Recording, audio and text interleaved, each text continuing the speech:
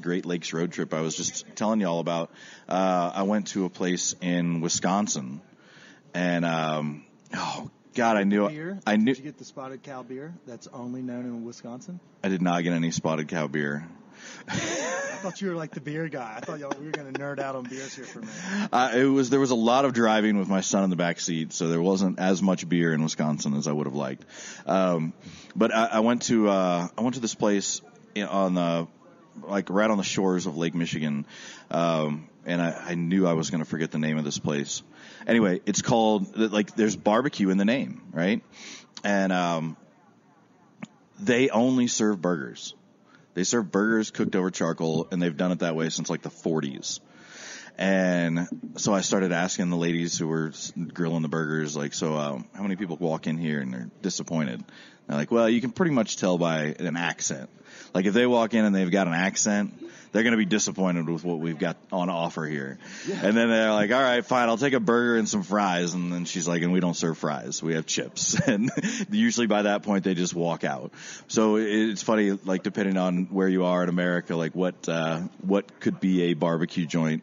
I think in Texas, I think that place would be shut down pretty quickly if they were advertising themselves as a barbecue joint cooking only burgers. But yeah, it's tough. Like it's tough to make a clear distinction.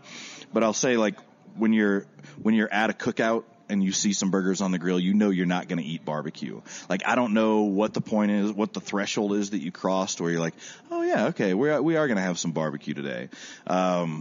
Like Hot Links, I feel like that there's a line there where you can get the Johnsonville, just like summer sausage for the grill. Right. And then you're like, all right, we're dabbling, but are we going to fully jump in and submerge ourselves right. in that? But that's not any smoked sausage right there, right? So to me, I mean, it's got to be, like, I love making steaks on my Weber grill. And I always, I like to get a thick cut of steak, put it on the indirect side, add some wood chips, get a little smoke flavor, bring it up to temp slowly, and then hit it over on the direct heat side real hot and get a good sear on it, right? Well, that's like sort of lower and slower cooking than you would normally do a steak, but I really don't call that barbecue. No. Yeah. Okay. Yeah, I think for me, it's just cooking with some kind of flame source, not propelled by gas. I don't think you should really use gas at all. But that's my thoughts personal on Traeger. opinion. I mean, that seems to be something that's sweeping the internet, as you can see. Like, yeah, no, Traeger's getting out there. Like, their social media. I feel like they're like Red Bull with how they've done. Well, so I've got my Yeti hat on, right? So Yeti they make coolers, but they really see themselves as a sort of lifestyle brand, right? Yeah. And I think that's what Traeger's trying to follow, that model.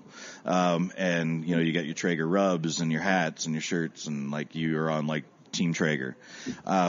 With the pellet cookers, I mean, obviously, there's an obvious upside to it. Like, you don't have to watch anything, right? You just you set it and forget it. You set it and forget it. But I had an interesting discussion with a guy named Bill Carew in Southlake, Texas. He is an engineer, but he also builds these smokers called the BBQ smoker, and he has a lot of like really in-depth thoughts about smoke and smoke quality and the difference between like smoldering fires that are putting off dirty smoke and clean fires that are putting off the nice kind of clear blue smoke. And so the way he's designed his cooker is that the firebox is actually on the top, and through a fan he draws down the heat and the smoke. So all the smoke actually passes through the bed of coals before it reaches the smoker box, and so it essentially like cleanses the smoke. And the way he describes it is like you have wood is not a fuel. Wood is a fuel source that breaks down into two fuels of charcoal that provides your heat, sort of your power for your cooker, and flame or in smoke that could be ignited to also increase the power. But if the smoke isn't ignited, then it's just dirty smoke, and it's going to, it's eventually going to settle on your meat, and it's going to give you that dirty smoke creosote flavor. So he talked about the sort of importance of running a clean fire, especially if you're using an offset. Now, the flip side of that is a Traeger or just throwing some wood chips down on the grill. Well, what you're doing is you're trying to get a smoke flavor rather than sort of smoking the meat. Right. And you're getting that smoke flavor through short bursts of dirty smoke, and it doesn't make it taste bad, but it doesn't make it taste like what you'd get on an offset that's a stick burner. I'm learning a lot today. Yeah, that was the biggest thing I learned a few years ago. I had gotten like a Yoder offset smoker, and I kind of feel like it's kind of up to the individual whether they like the whole process of like getting their meat on and like stoking the fire and doing that jazz. But I didn't know about the whole dirty smoke thing until I started reading books and like using this offset smoker. And like, it's like right there, you can't really see the smoke coming out of there. You know, right. It's clear. But yeah, I had no idea about the importance of that and not getting that, which is hard to do. It is hard to do. And, it's mainly, well, actually, no, it's not hard to do. Well, like once you get the level fire of attention going, that's required to continue.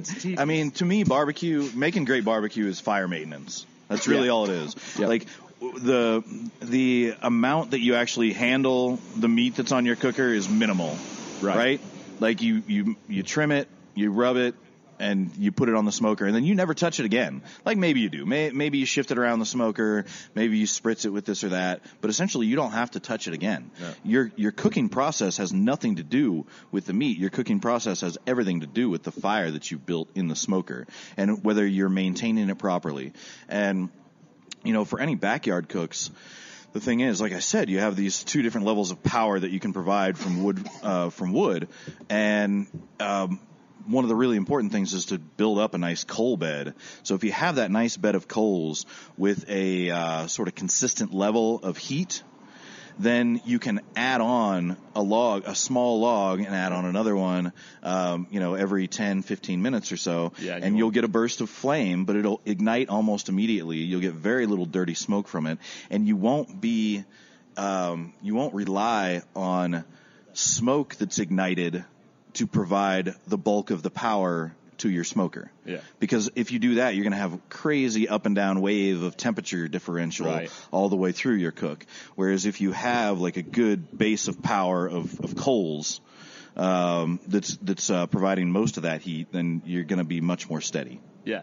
It's really nice when you like hit that sweet spot on an entire cook and like you do it right off the bat and you're pretty pumped. And this is one thing, you seem to be very knowledgeable in kind of all the facets from like preparation and like what kind of equipment you want to be using and how you want to go about your smoke process. Did you have a restaurant, or how did you find yourself in this niche? Did you just love doing at-home grills and you were like, shit, I could kind of document this? Well, I was an architect for 12 years and designed like parking garages and high rises, so it was a natural it was a segue. Medical sales into getting high and eating food. I get it. Yeah, exactly. Just transitioned straight into writing about barbecue. I moved to Texas 18 years ago, moved to Dallas, and that's where I still live. And I just fell in love with barbecue. And the first slice of smoked brisket I had was just like, whoa, I had never had brisket that wasn't corned beef up until that point. And so I started traveling around Texas. Really, I work for Texas Monthly now, but back then I was using Texas Monthly's Top 50 as my guide to like, where should I go check out in Texas? And that's kind of when I was following you on Twitter, was when you were kind of like checking these spots off, and you had like, it almost looked like a Yelp map where you were checking them off. Yeah. So that's kind of when I started following you along. And a buddy of mine was like, dude, he's coming to Denver. You got to reach out. So I wasn't sure, but continue on. I apologize. That's fine. So certainly traveled around the state, went down to Central Texas. Like many other pit masters and barbecue writers and barbecue nerds before me, had a just revelation at Louis Miller Barbecue in Taylor, Texas. A bite of that brisket on a Saturday morning. All of my doubts about all of every bar that I had set for myself for how good barbecue could be, like it shot past every one of those. And that was the point that I really realized like just how great barbecue was and how much I've been missing out on by basically at that time just eating around Dallas. I came back to Dallas and thought naively that nobody had just eaten at enough places to find that jewel, that hidden gem in Dallas and Fort Worth. So I ate all of those places, ate at like 180 barbecue joints around Dallas and Fort Worth, just like, I'm going to find this. And I did not. It did not exist. There were some good places back then for sure, but there wasn't any place that was like, knock your dick in the dirt. great. Yeah, exactly. That's you took the words right out of my mouth. We do that. And Well, wordsmiths. but I used all that knowledge and all that to pitch a story to D Magazine, and so in 2010, it was the cover story, the best barbecue in Dallas and Fort Worth, and so that was the first item of writing that I ever got paid for, and that was sort of my introduction into this. I was still an architect back then, and it took quite a few years, or it took another 3 years to actually get into Texas Monthly and start working with them. So you're saying it'll take a little time for us to get all the way. Okay. That gives us hope. Yeah. Yeah, you just have to wait until Colorado has a statewide barbecue culture, and then you could become like the Colorado barbecue editors. And All right. We're not really good writers or readers, so that may not I'm not be a good our- writer either. I mean, I didn't have any training in writing, no journalism training. I was talking to my editor. I've been at this job for 6 years, and I was talking to my editor 2 months ago. And he says, oh, well, so I really went in and I changed a few things around in your nut graph. And I was like, what's the nut graph? He's like, oh, it's the second paragraph where you're like really get down to the point of what this article is going to be I get about. what the name is about. I was like, oh, okay, that's good to know. It's, as a journalist, that's a good thing to know. That probably is like the first day of J school. No, you can just ask them, what'd you think of that nut graph? You know? Like, I really dove in deep there. Are you originally from Texas? No, I'm from Ohio. So I grew up in Ohio, and What's the scene like up there? what's the barbecue scene like? Yeah. Well, Mabel's Barbecue in Cleveland. Michael Simon, chef there in Cleveland, has opened up Mabel's Barbecue, and they're doing good work. And so it's kind of funny to be able to go back to Ohio and eat good barbecue. But it's certainly not anything that's sort of statewide, that's for sure. If I go back to Ohio and eat barbecue, it's more likely going to be in my brother's backyard. So the funny thing is, like, so neither of us, nobody in my family grew up with barbecue. Like, what we thought of as barbecue was you throw some ribs in the oven and get them tender, and then cover them with barbecue sauce, put them out on the gas grill to burn them, and then you get great barbecue, right? Buy the ones from Corky's that are already in the Exactly. Yes. There you go. And so it's fun going back home now. My job has gotten my brother interested in barbecue. Now he pours concrete. He owns a concrete business. So he pours people's their fancy driveways and fancy back patios and all that. But he also does some like barbecue catering on the side now. Like, nice. You got him hooked on. Because I got him hooked on barbecue. He's got a couple of offset smokers, and yeah, he's big into barbecue now. So whenever I go back home, we always throw down in the backyard. Do you have a place, like, if we gave you just a random state, you would say, oh, this is the place, like, just statewide? As long as you stay away from like Montana and Idaho. I feel like those guys would probably be pretty damn good at it. And I saw you mention this yesterday for this. I thought you were going to like throw out a state. Oh, North Dakota. No. New Hampshire? Do the Yanks know how to do anything up there? I've been to New Hampshire looking for barbecue, but no. All right, this one's just kind of a Mississippi. So Mississippi, I've wanted to go to Letha's Barbecue in Hattiesburg. Really want to go there, but I haven't made it yet. But I've had a good meal at Pig and Pint in Jackson. Okay. Shout out to Jackson folks. What about Alabama? Yeah, home of the white sauce, huh? Yeah. I mean, it's funny that Alabama now is so well known for that, and it's a very specific, like Big really Bob specific Gibson. region. Like, it's really just Big Bob Gibson, Decatur, Alabama, came up with the white sauce, and now it's, and I just was at Smoke in Denver with a pulled chicken with Alabama white sauce on the menu. So it's funny to see how that has spread so quickly. I love Big Bob Gibson, though. Are you a fan of the white sauce? I do like the white sauce. On the chicken. On chicken. Yeah. On nothing else, but for some reason, that marriage with chicken. Yeah. is But fucking if I excellent. go to the Big Bob Gibson cookbook, it's usually to go make the mac and cheese. Yeah. The mac and cheese from that cookbook is my go-to mac and cheese.